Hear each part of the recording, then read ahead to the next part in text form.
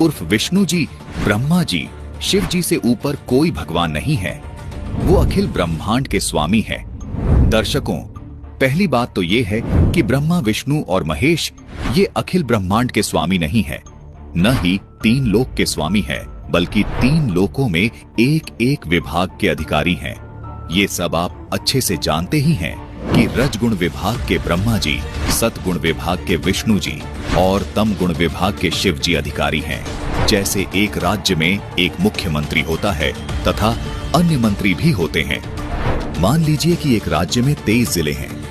उन सब जिलों के ऊपर अलग अलग विभागों का एक एक मंत्री भी होता है। दर्शकों, वो मंत्री उस पूरे राज्य में एक विभाग का मंत्री होता है। उस मंत्री को पूरे राज्य का स्वामी नहीं कह सकते। इसी प्रकार इस ब्रह्मांड रूपी राज्य में 14 लोक अर्थात जिले जानो, और उन 14 जिलों में से इन 3 जिलों में यानी 3 लोकों स्वर्ग लोक, पाताल लोक और पृथ्वी लोक में एक एक विभाग के मालिक हैं। ब्रह्मा, विष्णु, महेश यानी इन 3 लोकों में ब्रह्मा जी का विभाग है रजोगुण, जिससे जीवों की उत्पत्ति होती है। विष्णु जी का विभाग है सतोगुण, जिससे जीवों का पालन पोषण होता है।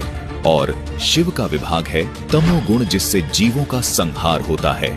इन तीनों देवताओं के पिता, जिसको ब्रह्म कहते हैं, जो क्षर पुरुष है, उसको इस ब्रह्मांड का यानी इस राज्य का मुख्यमंत्री जानो। दर्शकों, ये ब्रह्म क्षर पुरुष यानी मुख्यमंत्री अपने पास इनमें से कोई भी विभाग कभी भी रख लेता है। अर्थात ये सभी विभाग इसी ब्रह्म के अंतर्गत आते हैं, क्योंकि ये ब्रह्मांड यानी प्रांत का भी मालिक होता है। इसी तीनों देवताओं के ऊपर स्वामी है।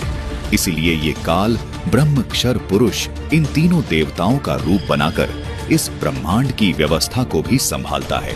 यही काल ब्रह्म कभी विष्णु का रूप बनाकर, तो कभी शिव का रूप बनाकर, कभी ब्रह्मा का रूप बनाकर इस ब्रह्मांड में मौजूद 14 लोकों की व्यवस्थाएं संभालता है। जबकि ब्रह्मा, विष्णु, महेश केवल तीनों लोकों में एक एक विभाग की व्यवस्था संभालते हैं।